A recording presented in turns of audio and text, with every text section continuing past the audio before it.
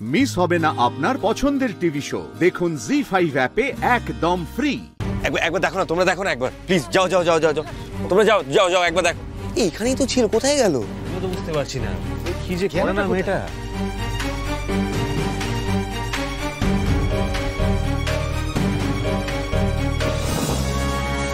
Shamoli, pick up the phone. Pick up the phone. Wait.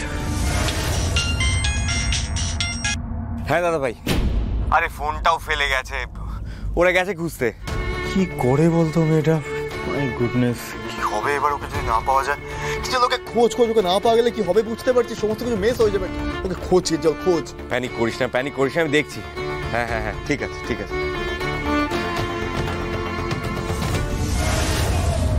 Shyamoli, Shyamoli, আকাশের দিকে তাকা।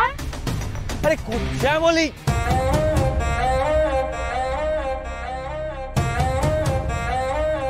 শ্যামলী, শ্যাম,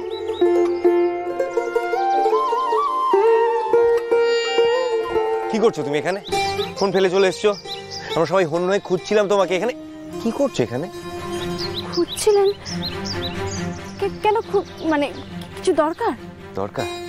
তোমাকে খুঁজে পাওয়া যাচ্ছিল না, আমরা সবাই টেনশনে পড়ে গেছিলাম। আমি তো আরো ভয় পেয়ে গেছিলাম, জানি না আবার কি বিপদ হলো। হ্যালো, এই তো পেয়েছি, এই দেখ দাঁড়িয়ে দাঁড়িয়ে পুকুরে ঢেউ গুনছিল। কথা বল, কথা বলো। ভালো আছেন স্যার? শরীর ভালো?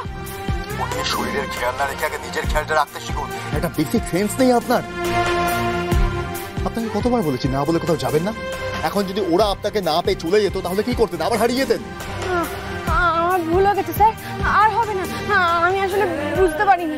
এবারে তাহলে বুঝতে শিখুন শ্যামলী। আপনাকে নিয়ে যে সকলে সবসময় টেনশন করে, এটা এবার বুঝুন। আপনার ফোনটা কোথায়?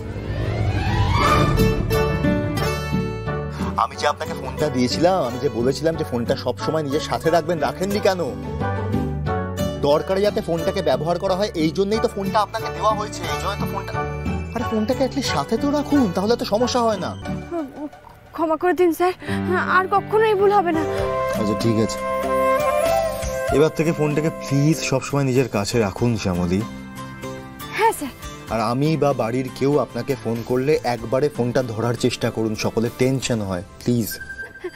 হ্যাঁ স্যার, আমি কথা দিলাম, আমি একবারই ফোন ধরবো। গুড। দেখেছো তো, আমার একটা কাণ্ড করো না। নিজেও ঝাড় খেলে আমাকেও সকাল সকাল ঝাড় খাও। খোঁজ নিতে বললো বলে, তাহলে আমি তো খেয়ালই করিনি তুমি কখন টেবিল থেকে উঠে গেছো। চলো বেরোতে হবে তো। হ্যাঁ এসো।